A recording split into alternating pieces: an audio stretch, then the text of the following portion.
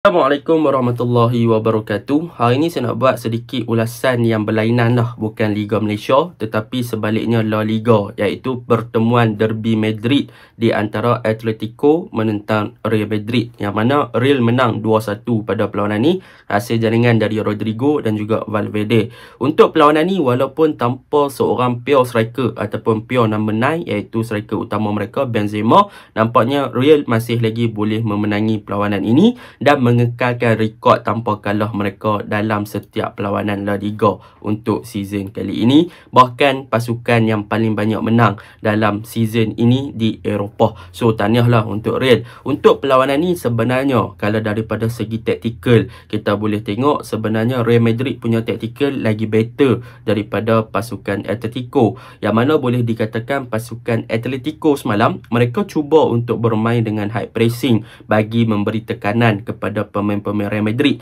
tetapi sebaliknya Real Madrid punya player lebih tenang dan lebih kompos serta pandai untuk menyerap tekanan-tekanan yang diberikan oleh pemain-pemain Atletico, telah menyebabkan pressing ataupun tekanan tinggi yang dilakukan oleh pemain Atletico gagal untuk dimanfaatkan, dan pemain-pemain Atletico sendiri gagal untuk mendapatkan bola di kawasan pemain-pemain Real Madrid, terutamanya dekat dengan di box ataupun dalam kawasan pemain Real sendiri. Jadi boleh dikatakan high pressing yang diterapkan oleh Atletico pada perlawanan semalam adalah gagal. Jadi tanpa membuang masa, mari kita masuk ke dalam ulasan perlawanan. Yang mana untuk ulasan perlawanan kali ini, saya akan mulakan dengan pasukan Real Madrid dahulu. Apakah yang saya suka tentang Real Madrid pada perlawanan ni? Yang pertama yang saya suka adalah bagaimana mereka menyerap ataupun absorb dan juga counter tekanan tinggi ataupun high pressing yang dimainkan oleh Atletico. Kita boleh lihat memang Real Madrid suka untuk build up daripada bawah, daripada Courtois kepada Alaba ataupun Militao buka game dan sebagainya. Jadi apabila situasi Real Madrid cuba untuk melakukan build up daripada bawah tersebut, pemain-pemain attacking third ataupun pemain-pemain attacking serangan pasukan Atletico dah bersedia untuk melakukan pressing di kawasan Real Madrid sendiri. So apabila pemain-pemain Atletico sudah melakukan pressing ataupun memberi tekanan kepada defense pasukan Real Madrid, pemain-pemain Real Madrid ni tak mudah gelabah, mereka tak mudah buat kesilapan. Terbaliknya mereka pandai untuk open game dan mereka pandai untuk attract pemain-pemain Atletico untuk membuat mistake dalam melakukan pressing. Yang mana kita boleh tengok apabila mereka buka game di bahagian kanan untuk Real Madrid, daripada Militao kepada Carvajal, Valverde akan sentiasa turun ke bawah untuk memberi support kepada Carvajal, dan apabila bola dapat kat Valverde pula akan buka bola ke bahagian tengah dan melakukan change side lah ataupun switch play ke bahagian lain untuk memastikan tekanan yang diberikan oleh pemain Atletico pada ketika itu tidak menjadi, dan mereka counter balik tekanan yang diberikan oleh Atletico dengan melakukan switch play. Disebabkan ketenangan yang ada itulah pemain-pemain Real Madrid boleh melakukan switch play dan pandai untuk melakukan change side. Jadi apabila ditekan, maka pemain-pemain Atletico takkan dapat bola lah, sebab apabila dia tekan belah kanan, Real Madrid tukar corak permainan ke bahagian kiri dan sebagainya. Itu yang pertama lah, kebijaksanaan dan juga ketenangan pemain-pemain Real Madrid, terutamanya di kawasan pertahanan ataupun di kawasan mereka sendiri, untuk keluar daripada tekanan tinggi yang diberikan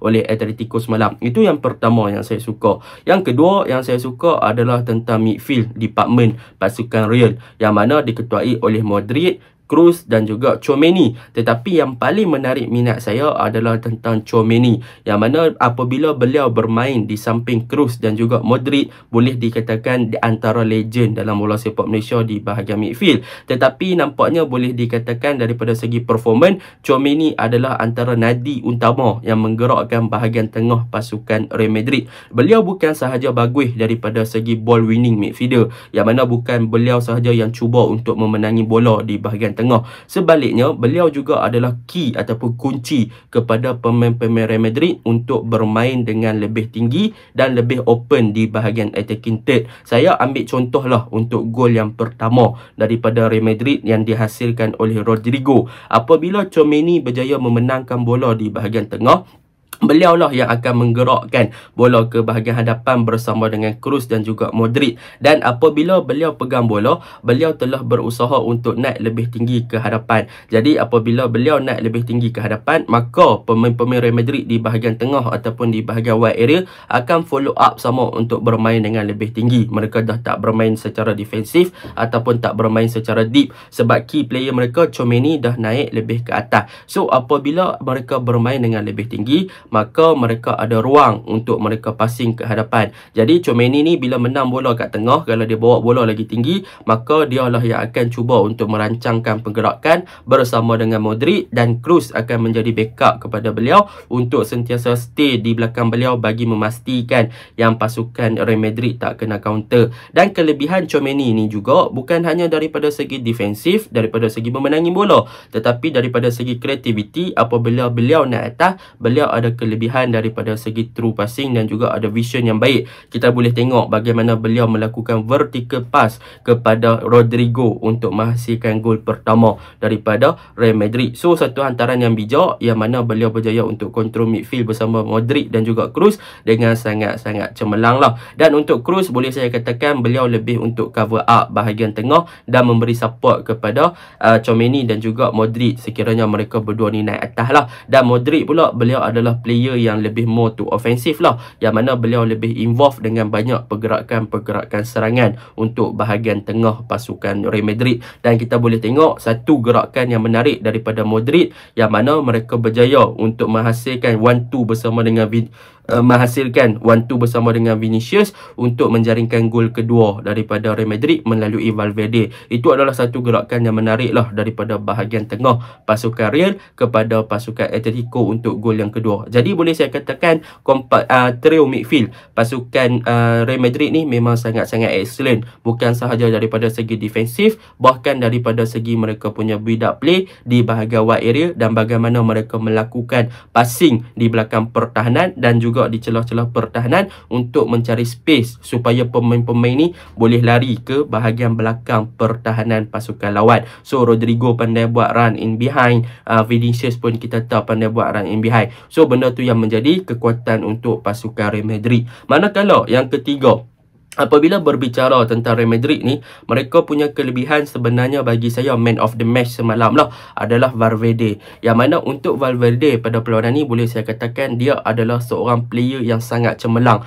ketika menyerang dan juga ketika bertahan. Yang mana kita boleh lihat ketika formation ataupun ketika Real Madrid bertahan daripada serangan yang dilakukan oleh Atletico, Valverde akan sentiasa membentuk back five di belakang bagi memberi backup kepada Carvajal di bahagian wide area. So boleh dikatakan peranan yang diberikan kepada Valverde ni adalah sebagai fast winger, yang mana beliau diletakkan sebagai winger tetapi beliau bukannya bermain sebagai winger. Sebaliknya beliau lebih more ketika bertahan, beliau akan backup kepada Carvajal dan cuba untuk memberi bantuan kepada pertahanan. Dan ketika menyerang pula, in term of attacking, kita boleh tengok build up apabila menggunakan Valverde tak suka untuk menggunakan bahagian wide area untuk exploit ataupun untuk melakukan penetration run di bahagian wide area sebagaimana seorang winger yang kita kenal seperti Vinicius yang selalu guna bahagian sayap untuk lepasi ataupun tembusi bahagian pertahanan lawan. Tetapi Valverde punya typical of play, dia bila dapat bola, dia suka masuk ke bahagian tengah dan dia juga suka bawa bola lebih kepada bahagian narrow ataupun bahagian midfield lah. Dia suka untuk penetrate dengan dribbling yang cantik daripada beliau untuk bawa bola naik ke atas lebih kepada bahagian tengah berbanding beliau exploit di bahagian winger. So benda tu advantage untuk Valverde. Sebab apa? Sebelum ni dia pun main midfield. So apabila dia berjaya gunakan kelebihan yang ada pada beliau, boleh saya katakan dah 2 game dia konsisten dengan corak permainan yang sama. Dapat bola cut daripada Carvajal, dia cut in masuk ke tengah, dia bawa bola pergi depan pula. Lebih kepada free roll dan juga fast winger yang pandai lah. Apabila corak permainan Valverde ni, dia banyak involve. Jadi apabila dia banyak involve dengan serangan-serangan macam tu, kita boleh tengok gol yang dihasilkan oleh beliau pada ketika itu itu beliau tidak dimaki ataupun tidak dijaga oleh pihak lawan. Sebab apa? Sebab pihak lawan lebih tertumpu kepada Vinicius dan mereka tak fikir pun yang Valverde ni sebenarnya adalah orang yang sentiasa berada dalam kedudukan yang tepat untuk menerima bola dan juga pandai untuk memanfaatkan space ataupun ruang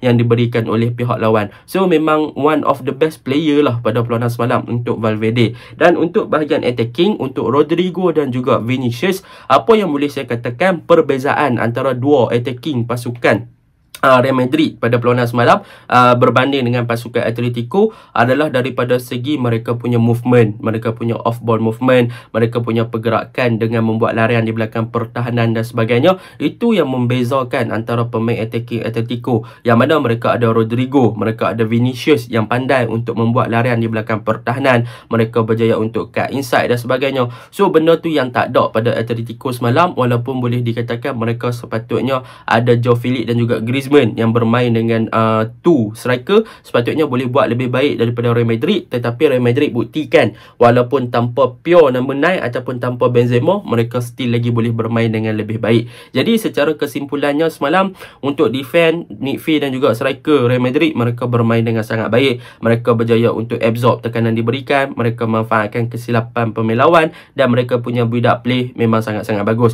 Valverde antara the best player lah untuk Real. Jom kita masuk untuk Atletico Madrid pula. Untuk Atletico Madrid pada perlawanan ni, boleh saya katakan mereka sebenarnya telah gagal daripada segi awal game lagi. Sebab apa saya kata mereka gagal daripada segi corak permainan mereka? Yang pertama adalah apabila mereka melakukan pressing ataupun bermain dengan high press kepada pemain lawan, tetapi mereka gagal untuk memenangi bola apabila mereka melakukan high pressing. Sebaliknya pemain-pemain lawan yang mudah untuk control game. So apabila mereka dah gagal untuk melakukan high pressing dengan baik untuk rampas bola, sebab orang main high pressing ni, dia pun nak dapat bola dengan cepat daripada pihak lawan ataupun memastikan yang pihak lawan tertekan dan juga pihak lawan membuat mistake di bahagian kawasan sendiri. Tetapi tekanan yang diberikan oleh Atletico nampaknya tidak memberi apa-apa impak yang positif kepada tim mereka sendiri. Sebaliknya tim lawan yang berjaya untuk counter high pressing yang dilakukan. Jadi itu perkara pertama lah, daripada awal game mereka dah gagal untuk melakukan high pressing dengan baik. Yang kedua, apabila kita lihat kepada Real Madrid punya Atletico Madrid punya attacking, iaitu Joao Felix dan juga Griezmann, boleh saya katakan sebenarnya attacking mereka juga bermasalah. Apabila mereka dapat bola dan mereka cuba untuk build up play, boleh dikatakan Joao Felix dan juga Griezmann, mereka sebenarnya tidak bermain dalam formation 2 striker, bukannya bermain dengan 2 orang striker. Apabila mereka sering sejajar ataupun selari apabila berada involved dengan attacking play, yang mana kita boleh tengok sekiranya Griezmann drop ke bawah untuk menjadi pemain number 10, maka Joao Felix pun drop ke bawah. Dan jika mereka berdua berada di bahagian tengah, Griezmann pun akan turun ke bahagian tengah. Jadi apabila Griezmann ataupun dua striker ni turun dalam keadaan yang sama dan serentak, siapa yang nak jadi pure number 9 ke atas? Dah main dalam sistem dua striker, sepatutnya seorang striker, seorang backup. Kalau seorang dah turun, seorang stay atas. Tetapi Griezmann dan Joao Felix ni boleh dikatakan dua-dua suka untuk buat benda yang sama. Kalau Griezmann turun, Joao Felix pun nak turun nak backup. Kalau Joao Felix turun, Griezmann pun nak turun nak backup. Jadi benda tu telah menyebabkan bahagian attacking play pasukan Atletico tidak beberapa menjadi daripada segi mereka nak buat penetration passing, mereka nak buat larian di belakang pertahanan, mereka nak buat through passing dan sebagainya. Susah sebab attacking third mereka ni, dua striker ni tak berfungsi dengan baik daripada segi menghantar ataupun dari segi membuat larian off ball movement dan sebagainya untuk menerima bola. Jadi memang tak menjadilah disebabkan itu. Memang dua-dua tu macam suka buat benda yang sama. Kawan ni dah buat, dia pun nak buat juga. Padahal kena saling melengkapi antara satu sama lain. Itu yang kedua. Yang ketiga, kegagalan mereka adalah di bahagian pertahanan. Yang mana untuk gol pertama kita boleh tengok bagaimana mereka terlepas Philippe terlepas daripada untuk clear ball untuk Rodrigo, tak memberi ruang kepada Rodrigo. Vinicius pun sama, apabila pemain-pemain defense department pasukan Atletico gagal untuk menjaga pergerakan beliau, bagi ruang untuk mereka bermain dengan vertical pass, benda tu sedikit sebanyak memberikan impak lah kepada bahagian pertahanan. Valverde score tak ada orang marking, so benda tu tertumpu kepada Vinicius saja. Jadi secara kesimpulannya, in term of tactical dan juga boleh dikatakan daripada awareness dalam padang, memang Real Madrid adalah pasukan yang lebih baik. Mereka bermain dengan sangat-sangat baik. Jadi itu je ulasan saya. Assalamualaikum.